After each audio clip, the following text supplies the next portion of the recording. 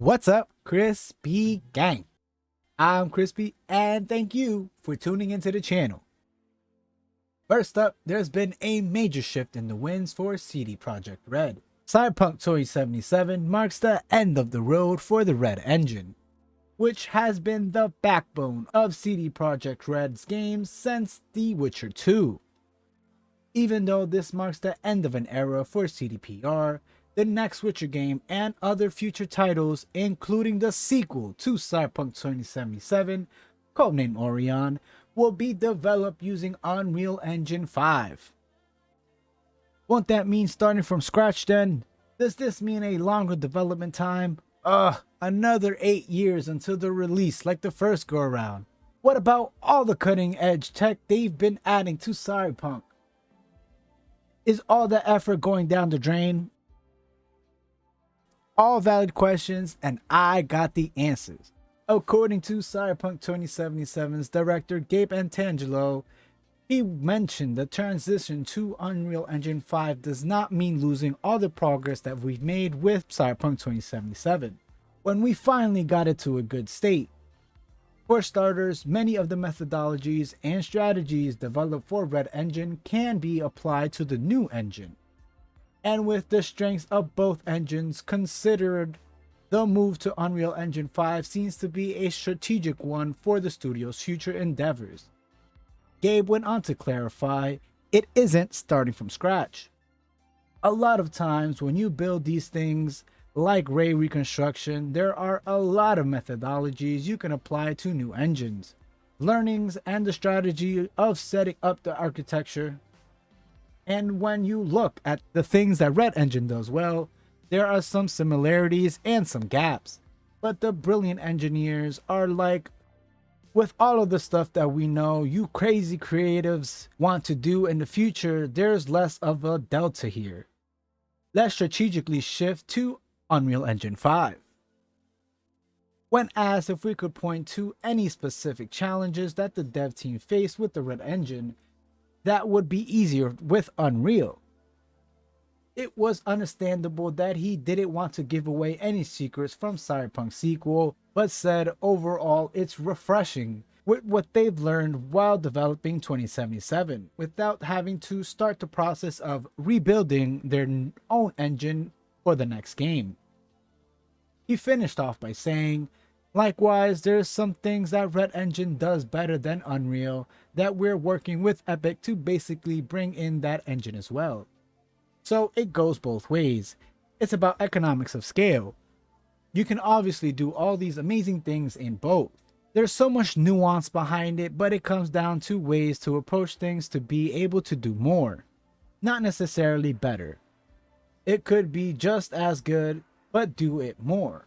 It's a scale thing sometimes.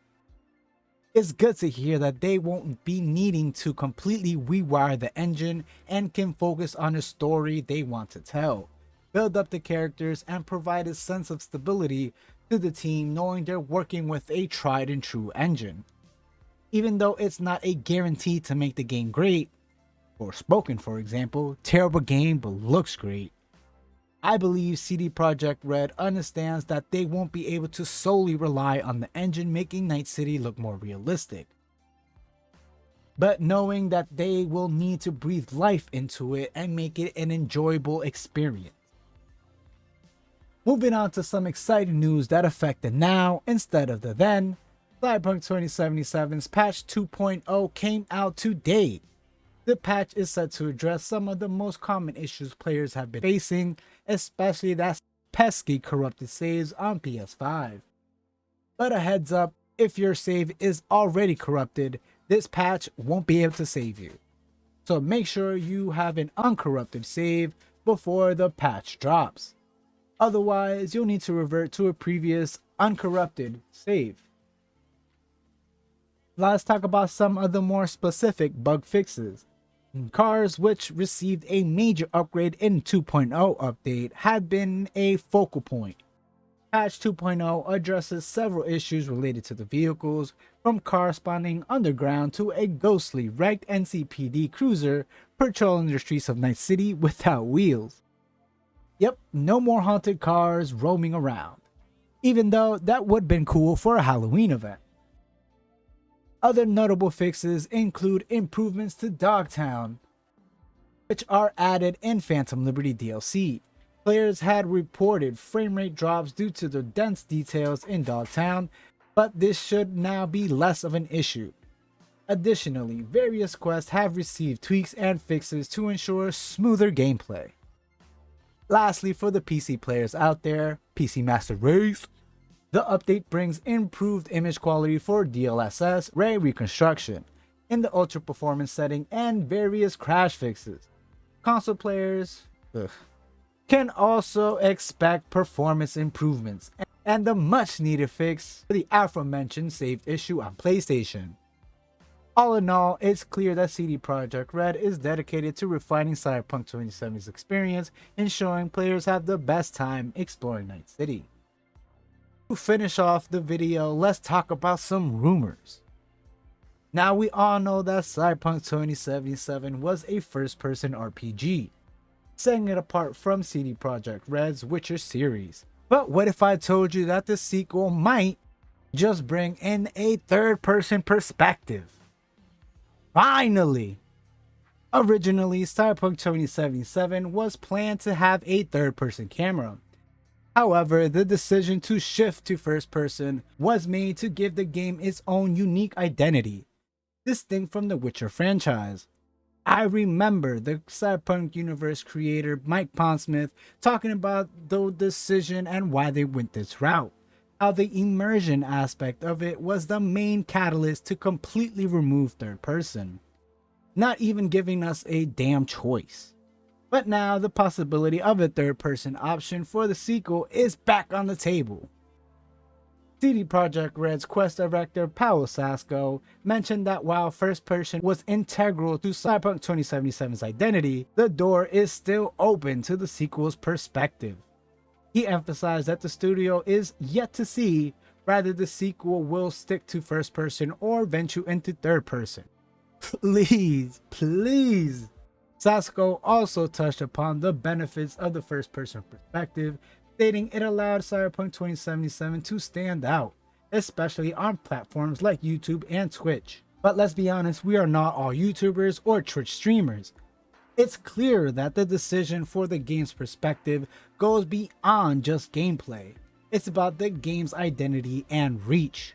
Yes, it was unique in a way. But honestly, I value choice above all else. I do appreciate first person in some ways, but nothing bugged me more than spending hours in the character creator or shopping around for some prem cloth while never getting to see it, only being limited to reflections or when I was riding out on my motorcycle.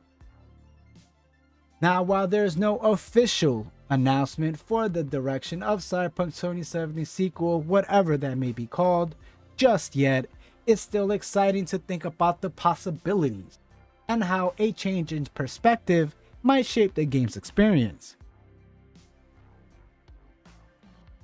And there we have it, folks. From engine switches to performance drops and now the potential for third-person perspective, the world of Cyberpunk continues to evolve and surprise us. What are your thoughts on these updates? Would you prefer a third-person perspective to the sequel? Drop your thoughts in the comment section below. And as always, if you enjoyed this video, don't forget to hit that like button and subscribe for more crispy content.